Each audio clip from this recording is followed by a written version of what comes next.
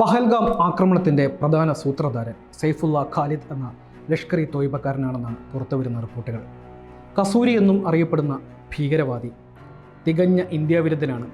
ലഷ്കറിൻ്റെ deputy commander, Peshawar ആസ്ഥാനത്തിൻ്റെ തലവൻ. വെറുപ്പ് പടർത്തുന്ന വാക്കുകളിലൂടെ വിദ്വേഷം കുത്തിനിറച്ച് അക്രമത്തിൻ്റെ പാതയിലേക്ക്, ലഷ്കർ ക്യാമ്പുകളിലേക്ക് ചെറുപ്പക്കാരെയും കുട്ടികളെയും എത്തിക്കുന്നതിൽ പാടവം ഉള്ളയാൾ. അടുത്ത ഫെബ്രുവരിക്ക് മുമ്പ് കശ്മീർ പിടിച്ചെടുക്കുക എന്നതു മാത്രമാണ് തൻ്റെ ലക്ഷ്യമെന്നും അതിനുവേണ്ടി തനിക്ക് പറ്റാവുന്നതെല്ലാം ചെയ്യുമെന്നും ഇക്കഴിഞ്ഞ ഫെബ്രുവരിയിൽ ഖൈബർ പക്തൂൺഖയിലെ പരിപാടിയിൽ പറഞ്ഞ വ്യക്തി.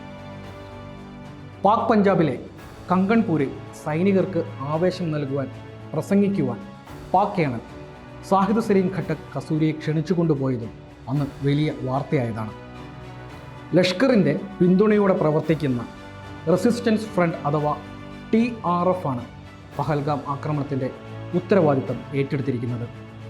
ലഷ്കർ ആസൂത്രണം ചെയ്ത പദ്ധതി TRF ഏറ്റെടുത്ത് നടപ്പാക്കിയെന്നും കസൂരി പാകിസ്ഥാനിലെ കേന്ദ്രത്തിൽ നിന്ന് കാര്യങ്ങളെല്ലാം നിയന്ത്രിച്ചെന്നും ISI ആക്രമണത്തെ പിന്തുണച്ചെന്നും അന്വേഷണ ഏജൻസികൾ കരുതുന്നു.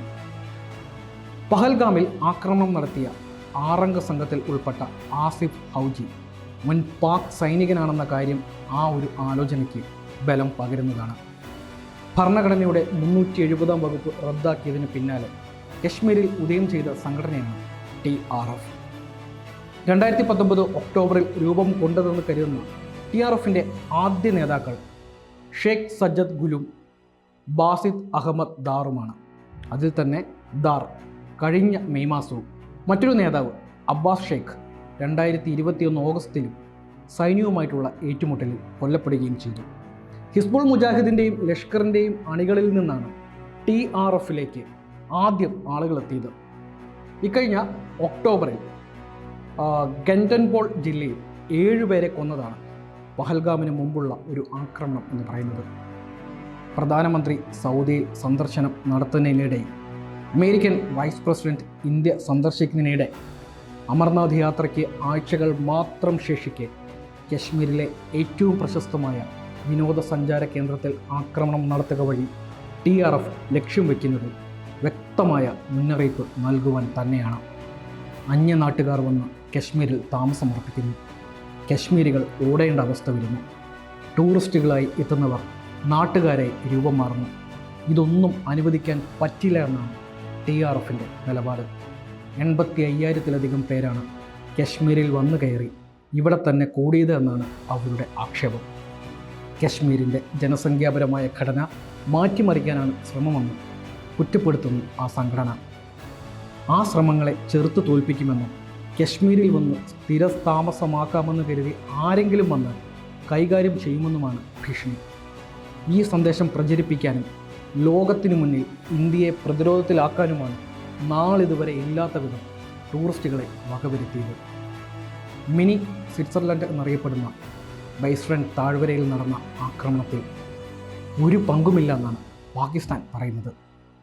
ലോകത്ത് എവിടെ നടക്കുന്ന ഏതൊരു തരം തീവ്രവാദ പ്രവർത്തനത്തെയും പാകിസ്ഥാൻ എതിർക്കുന്നുവെന്നാണ് പാക് പ്രതിരോധ മന്ത്രി ഖ്വാജ ആസിഫ് പഹൽഗാം ആക്രമണ വാർത്തയോട് പ്രതികരിച്ചത് തന്നെ.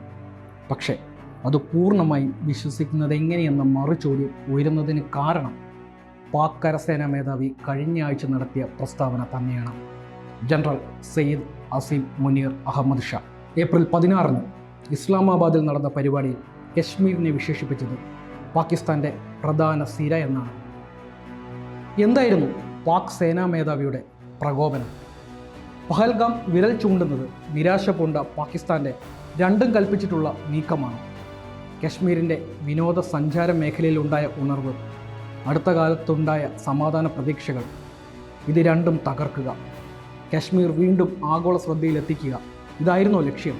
അതോ ബലൂചിസ്ഥാനിലെ അശാന്തിയിൽ നിന്നും രാജ്യത്തെ ഗുരുതര സാമ്പത്തിക പ്രതിസന്ധിയിൽ നിന്നും ശ്രദ്ധ തിരിക്കുക എന്നതാണോ?